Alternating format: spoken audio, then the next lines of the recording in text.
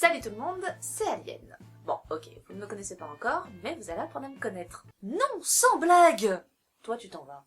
Aujourd'hui, pour ce premier épisode du Ciné Club, on va se pencher sur un sujet vaste et compliqué, à la fois sur ses représentations que sur les films sortis à son sujet, à savoir l'adolescence au cinéma.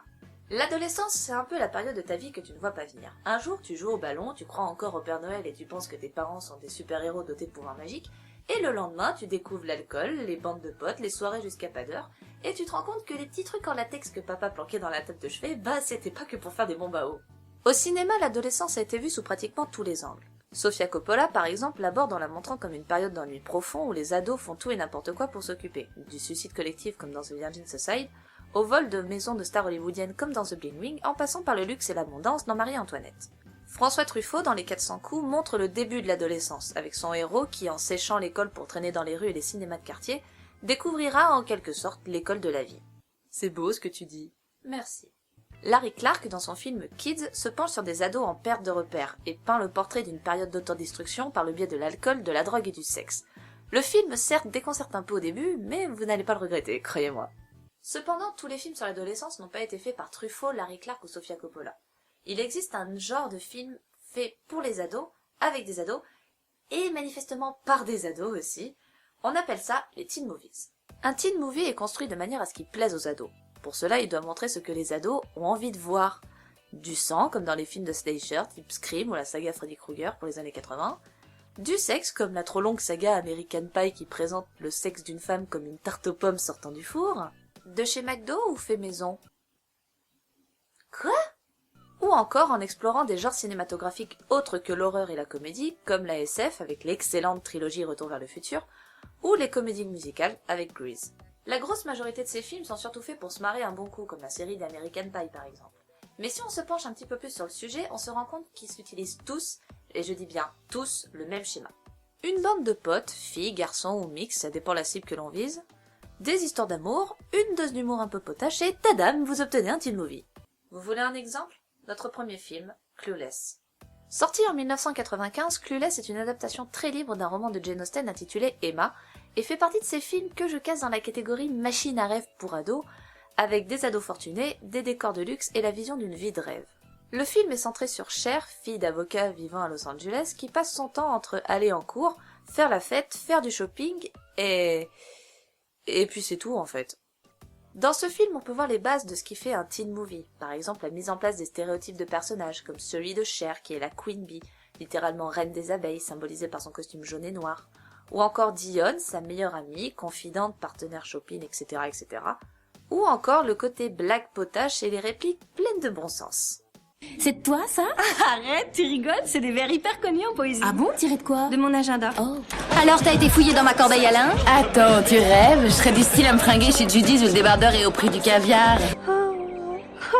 Les vieilles pommes, c'est des fois si trognon.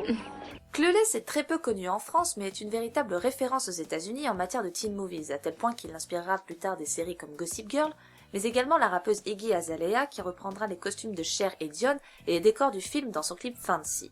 Le film est pourtant assez plat côté scénario, les personnages sont assez insignifiants, en particulier celui de Cher qui franchement me saoule avec ses problèmes sans importance, et les décors et costumes piquent un peu les yeux, mais bon, ça c'était les années 90, faut les excuser.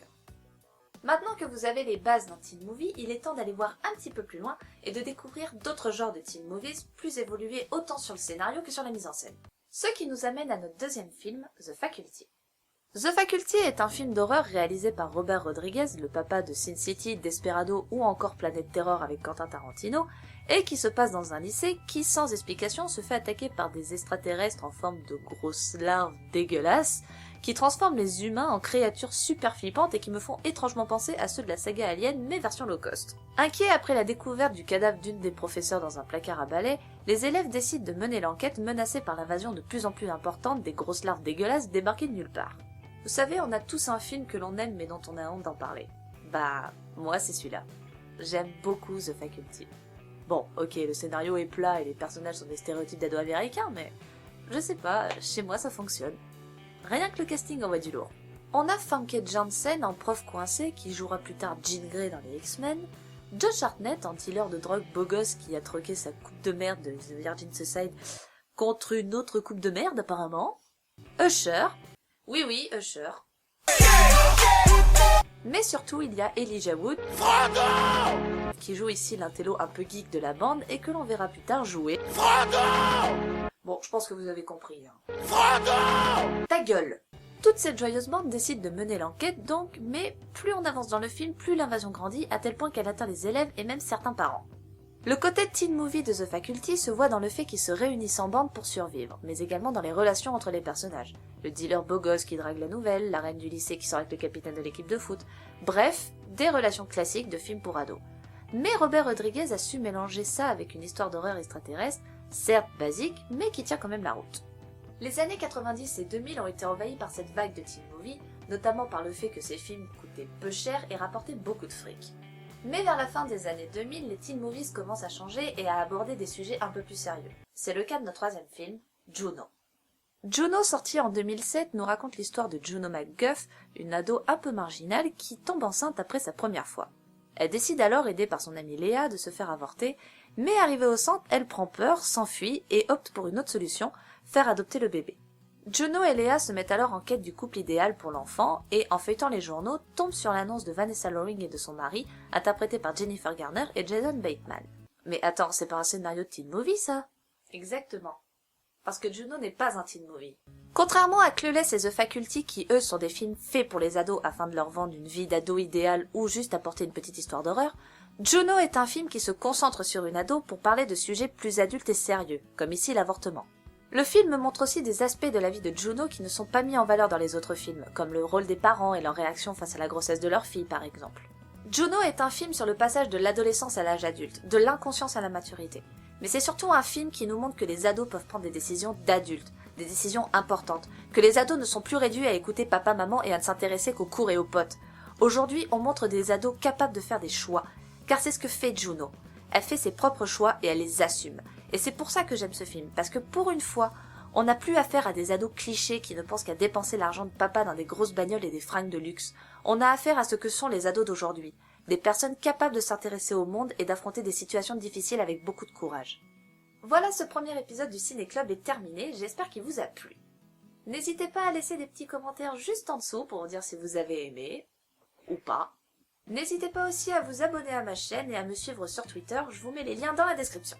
Sur ce, je vous laisse, je vais aller me mettre au chaud sous un bon petit plaid et me regarder un film d'auteur. Ou pas. Allez, ciao!